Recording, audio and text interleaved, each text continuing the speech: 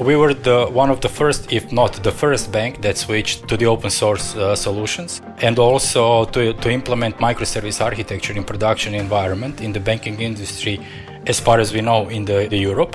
Adoption of the cloud was the next frontier, another technology that we wanted to see implemented and running our production systems on, not only for the technology itself, but also there are some other side effects from using modern technologies. For example, acquiring new talent. Colleagues that are joining us because of the usage of open source technologies.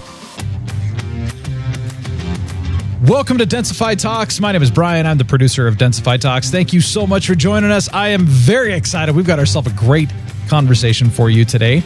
On this episode of Densify Talks, we welcome Vladimir Remenar, Director of IT Operations from Raiffeisen Bank. We're going to be talking about a number of topics today, including who Vladimir is, his role at Raiffeisen Bank, and his passion of fishing and boating. How Raiffeisen has leveraged containers and the benefits they've experienced. That's our main discussion today, is about containers. Raiffeisen was early in the automation of optimization. We'll talk about OpenShift license costs, Raiffeisen's migration to cloud, and lessons learned along the way. Raiffeisen's approach to FinOps, optimization of containers. We'll discuss OpenShift to EKS, using cloud as intended, using standard open frameworks and not locking in, and we'll wrap up with future trends and Vladimir's perspectives. We're going to have a good time. Without further ado, here is your host, CTO and co-founder of Densify, Andrew Hillier. Thanks, Brian, and thanks everyone for joining today. Today, we're joined by Vlado. Vlado, do you want to give us a little background on yourself? Hi to everyone. I'm Vladimir Remenar, Director of IT Operations or Infrastructure in Raiffeisen Bank in Croatia. And I've been in the banking industry for quite some time now, for about 10 years. I've seen it all, from legacy systems to microservices to agile setups. And also I'm glad to be a part of these talks with Andrew. Raiffeisen, for those of us not based in Europe, is a pretty big multinational bank, right? I believe it spans many countries. Yeah, that's correct. Raiffeisen is a big corporation in Europe. It spans through 13 network units. It has its subsidiary even in China. Not big, but it does. It's pretty big. And you're in Croatia, which is probably one of the most beautiful places to be located in all of those countries. We were chatting earlier, you're into fishing. I'm into fishing a bit, but not to the level you are. I catch tiny ones. It sounds like you catch probably pretty large ones where you are. Unfortunately, no. The tiny ones for me. I do hope to be able to catch some tuna fish or something like that, to go on to be a part of big game fishing tournaments in the near future. And you are absolutely correct. Croatia is beautiful. We have a beautiful coast. We have a beautiful sea. The sea is filled with the beautiful and really tasty fish. Sounds nice. Let's talk containers, because that's the real topic today. I think you've been pretty early in containers. I think it's been over 5 years now for you leveraging containers in your infrastructure. Maybe you can just give us a bit of background on that and what you use it for. It's been quite a long time now, 5 years or even more, since the bank and the entire group started to think about and to switch from the monolithic systems to the microservice architecture and to containers. Within that time period, the Raiffeisen also decided to switch to the open source solutions. So we have started to migrate from enterprise solutions towards the equivalent open source solutions, for example, like Postgre, Kafka, and also the Kubernetes. Quite a steep learning curve for the bank, especially for a traditional organization like the bank is, but it has been successful. I've been running our customer-facing products for 5 years now. I always consider you one of our more advanced customers because I think you were very early in the optimization of the containers and the requests and limits. You've taken it to quite a high level of automation. It's done pretty much seamlessly in an environment. I know I've seen your analyses and they're some of the best we've seen. Automation for you has been a high priority in the container environments. Yeah, that's correct. First of all, this was a new technology that we had to get our hands around. Managing all the tiny details on that new technologies like containerization and Kubernetes. Without automation that has been provided by Densify, it wouldn't have been such an easy road for us. So implementing the Densify into our CI/CD pipelines to optimize our container infrastructure and microservice platform has been a significant part of our success. Again, when I've seen your analyses, we see a lot of environments where perhaps like requests or limits aren't even set. set or they're set incorrectly. And again, yours is super clean. Just everything has a value. Everything has the right value. So it's kind of inspiring to see. We were chatting earlier about OpenShift because I believe you started off with on-prem OpenShift, and we'll talk about cloud in a second. And we find that interesting as well because when you achieve savings by optimizing the containers, OpenShift is pretty expensive. So you actually can run fewer licenses as well. Have you been able to leverage that? Has that been a driver for you? Not the driver for savings because we've been running the open source version, the OKD, not the paid one, the OpenShift. But nonetheless, it is still a driver to save not solely on the licenses, but also on the infrastructure requests and the infrastructure utilization, because without the optimization of the requests and the limits on the number of containers that we are currently running, that would have for sure exploded into oblivion. So utilizing the proper requests and limits and implementing that into fully automated changing whenever a container is built and deployed has been a game changer for us. You were, again, on-prem, running on VMs, I believe. And then a big topic for you lately has been migrating to the cloud. So maybe tell us a bit about that, the drivers for that, what you're doing there. We started our cloud migration a year and a half ago. We started with I'm going to call it a simple lift and shift, but no migration is simple. But the simplest form of migration to the cloud. And we have migrated quite a bit of our infrastructure or application landscape into the cloud. End of the last year, we have migrated our first product based on the microservice architecture in the cloud. And for this year, we are planning to migrate pretty much all of our products from on-premise to the cloud. So there were multiple drivers. First, we were one of the first, if not the first bank that switched to the open source solutions, and also to implement microservice architecture in production environment in the banking industry, as far as we know, in the Europe. Adoption of the cloud was the next frontier, another technology that we wanted to see implemented and running our production systems on, not only for the technology itself, but also there are some other side effects from using modern technologies. For example, acquiring new talent, colleagues that are joining us because of the usage of open source technologies, modern technologies like Kubernetes, container orchestration technologies, or messaging system, streaming system like Kafka, and also now the cloud environment. So that's fascinating. I guess probably I never really thought about that the use of these technologies helps you in recruiting, because I think you're absolutely right. People want to work on the latest stuff. They don't want to go work with you if you're doing mainframe programming or something. So that's actually a pretty useful side effect of staying on the latest stuff. Yeah, it is. There are other topics regarding the adoption of cloud as a positive effect of migration from on-premise to the cloud, but we can talk about it on another chat. Yeah, for sure. And I guess you being so early on this, I imagine, do you do a lot of talks or do you help share that learning with other people when from being so early into the microservices? Not just only me, even my colleagues. We are very happy to promote the usage of these technologies within the Raiffeisen. We made some videos, we made some talks. We are frequent on multiple conferences as a panelist or guests. So this is something we really like, and we strongly believe the technology also can change the company and can change the industry as such. Yeah, and I think you're pretty active on LinkedIn too. Maybe we can provide some links in the blog that goes with this podcast. If you were talking to someone about this migration to the cloud, were there any big lessons learned when you're doing it? Something that you would advise against, or say you should definitely do this if someone else were to take this path? Yeah, sure. There are a lot of lessons learned from migrating to the cloud, from basic gathering of the information and the learning, and focusing on the cloud provider. When we talk about cloud, we say cloud, but there are multiple cloud providers. And even though they are cloud, they are specific in their own way. Each cloud requires acquiring a new set of knowledge, a new set of experiences that you cannot obtain by just learning cloud. If you can focus on one cloud provider, get a complete grasp of that cloud provider, its quirks, its features, its whistles and blows, and be fully acquainted with everything that cloud provider can offer to you. I think you were mentioning you had a ton of data as well that you had to deal with. Did that incur any expense? I assume there's no ingress expense. It's more of an egress charge. That was a challenge too, it sounded like. Yeah, that is a challenge. It's not a financial challenge in the perspective of migration towards the cloud, as you mentioned. That is not an egress charge. The challenge is to migrate all that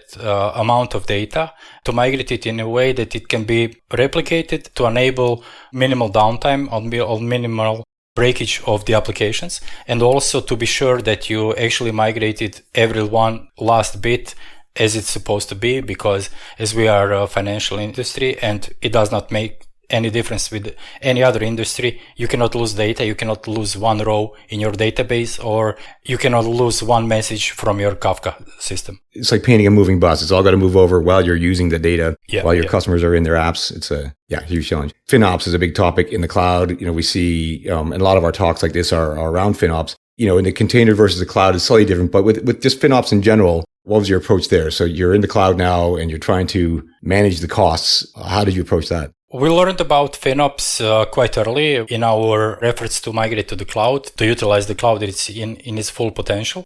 We thought about how to run our application landscape and our infrastructure services in the cloud. And we knew that cloud, of course, has some expenses tied to that usage.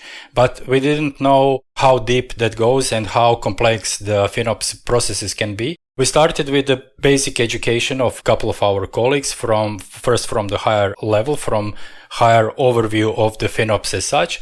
And we plan to extend that education, that certification for the FinOps to our engineers dedicated solely for the engineering and managing the cloud. So everybody who is involved in the cloud migrations and the cloud day-to-day operations has a full knowledge of what can be and how can that be managed in the cloud, and in a timely manner, of course.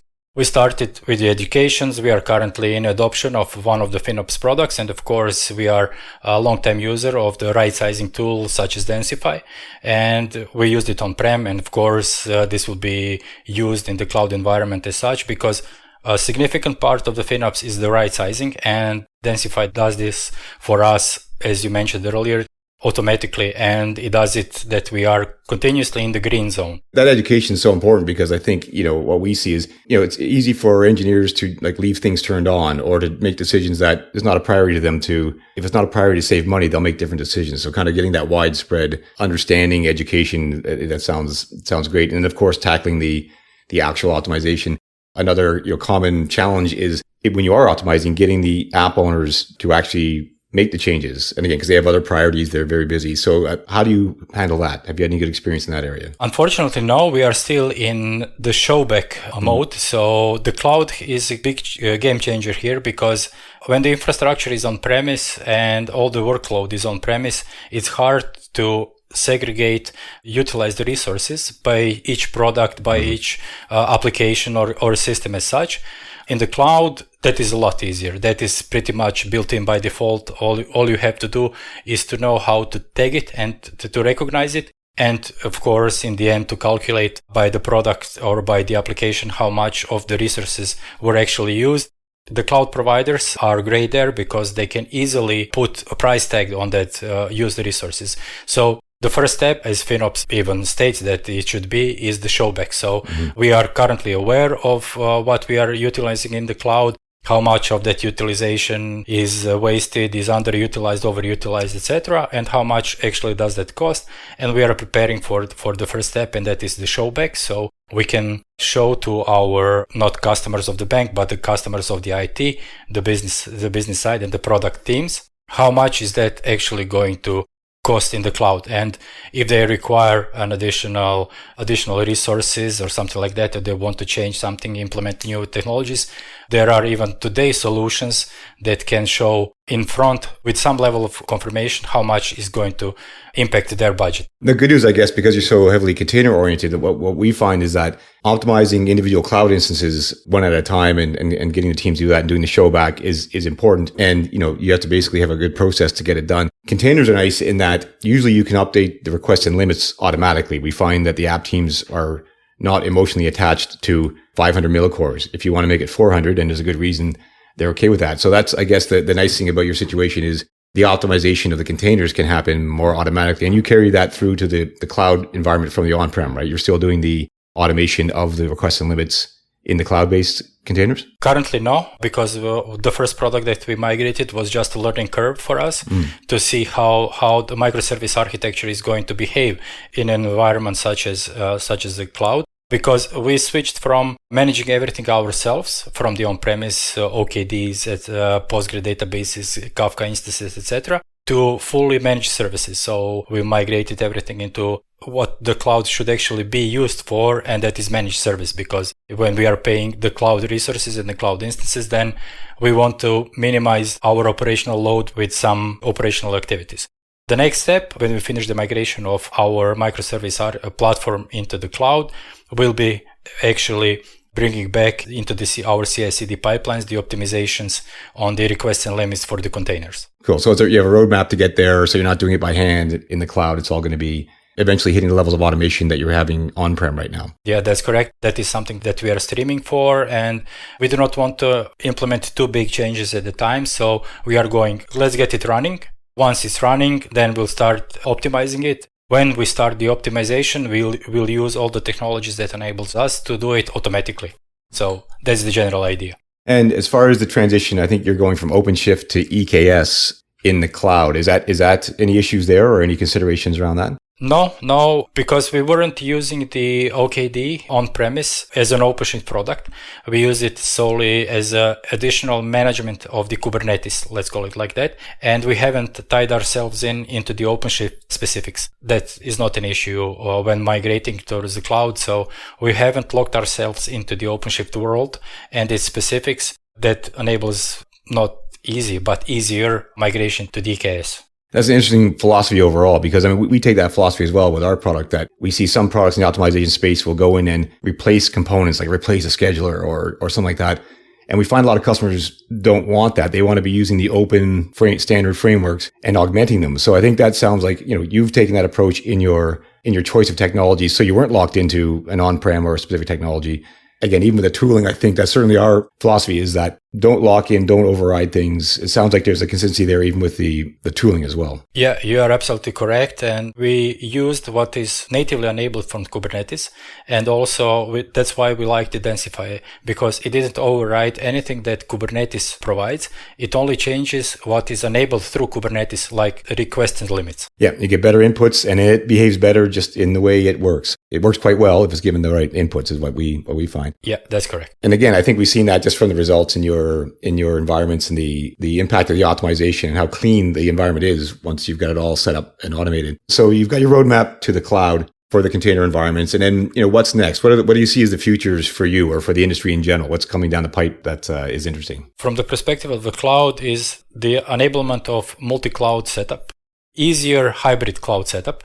Currently, each of the cloud providers is, it's its own world, and they are not pretty eager to talk to one another in an easy manner. We see that not only from the perspective of utilizing cloud providers for what they are best known. For example, if we use Microsoft Azure, then we use it for the Microsoft products, etc. So multi-cloud setup and integration of the multiple cloud providers into something that can be almost seamless is the next frontier in what I see in the cloud environments. And do you see yourself getting to the point where, you've done a migration on-prem to the cloud. Do you see it being more of just an operational between clouds? It's not a migration. It's just a flipping a switch saying, which one do I want to run it in? Do you see getting to that level of multi-cloud? Yes. I would really love to see that, flipping a switch. And also, for example, using one technology from one cloud to talk to another technology to another cloud. For example, managed SQL Server from the Azure to the EC2 instance that is running in the AWS. Sorry. That's ideal. Then you can pick and choose. You can use one cloud for AI, another cloud for as long as you don't get hit with data egress charges, again, excessive charges. That sounds like the holy grail of architectures. Holy grail of architectures.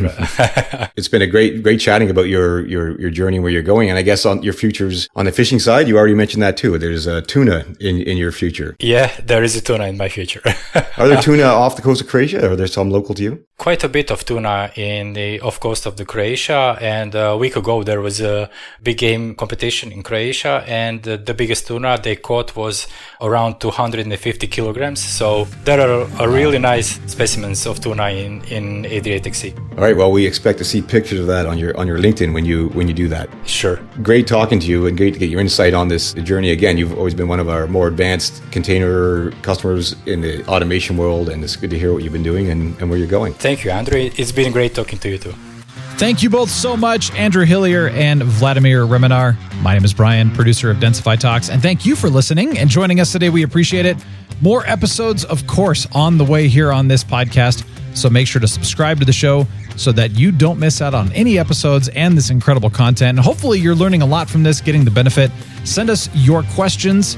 And of course, if you'd like to be on the show, email us, marketing@densify.com. We'd love to hear from you. You can also head out over to densify.com and we'll have Vladimir's LinkedIn links on the show notes as well. So make sure to check those out. Have a wonderful day. Thanks again for joining us. We'll talk to you in the next episode. And Densify Talks is signing off.